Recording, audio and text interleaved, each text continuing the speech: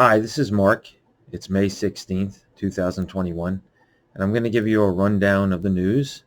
Again, we'll work to make things better, but right now we're just going to give you a summary. Uh, Kobe Bryant yesterday was inducted to the Hall of Fame. Um, January 26th, I believe, of 2020, Kobe Bryant lost his life in a controversial helicopter accident in which he was there with his daughter and some other people going to a contest um, uh, somewhere in California. Apparently, the pilot took off during bad weather and lost his directional as far as up or down, and the helicopter crashed.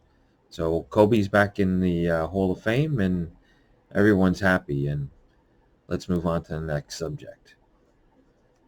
In Israel, of course, and in Palestine, Gaza Strip, we're finding that the fighting continues. Here we have one of the authorities of Palestine pleading for government officials from other countries to condemn the violence and not just say that it's okay for Israel to defend itself.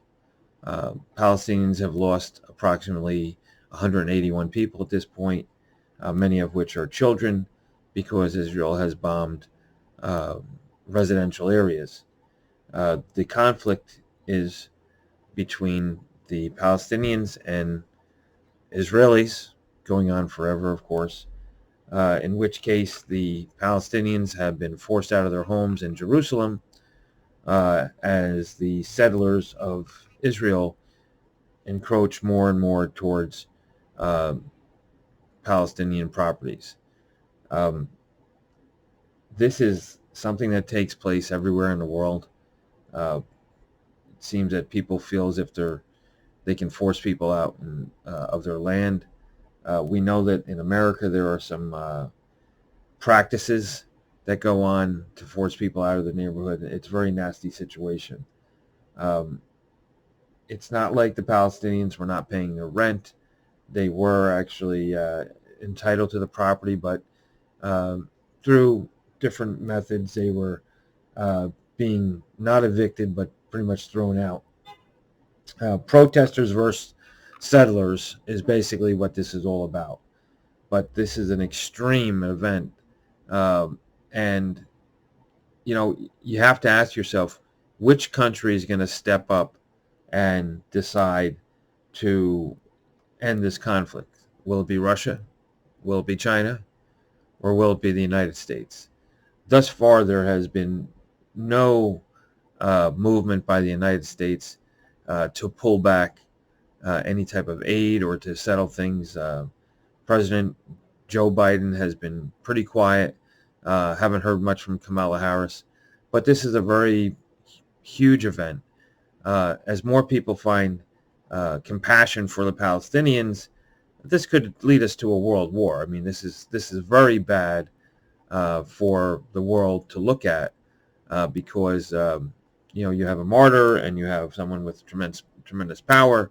It gives the other power countries like America, like Russia, like China that can step in, or Iran for that matter, and all of a sudden, we have a third world war. So hopefully America will step up and do something before this gets any worse.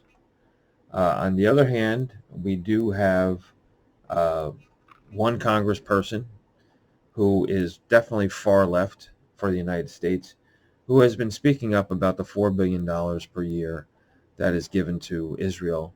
And she wants that money pulled back as a gesture of stopping this um, horrendous action of bombing. Now, granted, Hamas has been shooting rockets off endlessly. It's almost like they're trying to get the people of Palestine killed.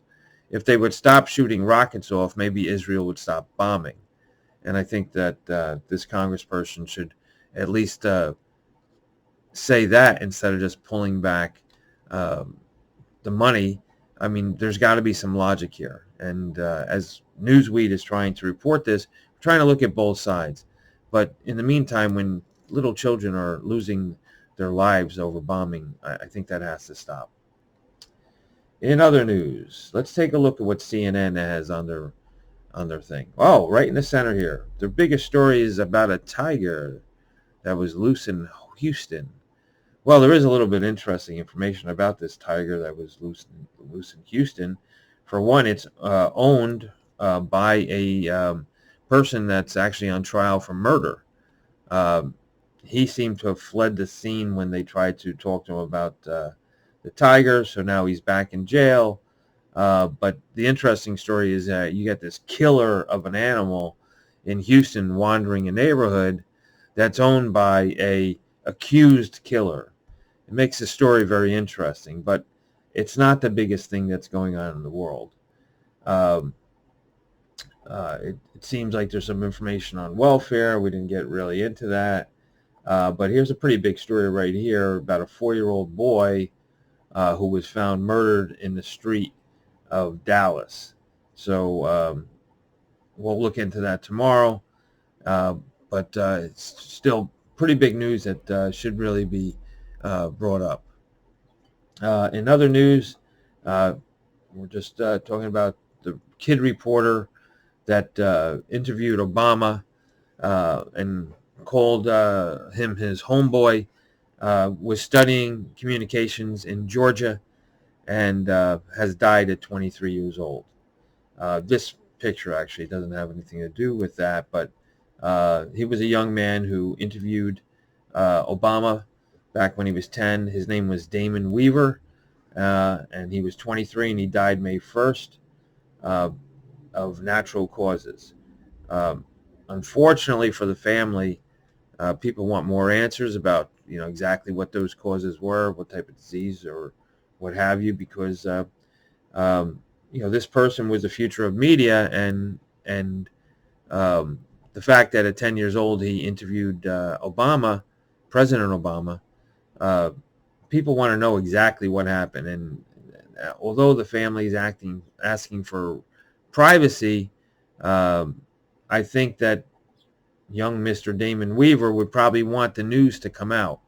So hopefully his family will come out and there'll be a report on exactly how he died, because it's pretty big news.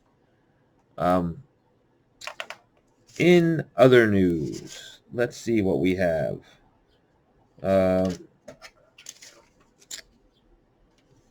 A drugged horse came in third at the Preakness. Oh, actually, he wasn't drugged. It was from the Kentucky Derby.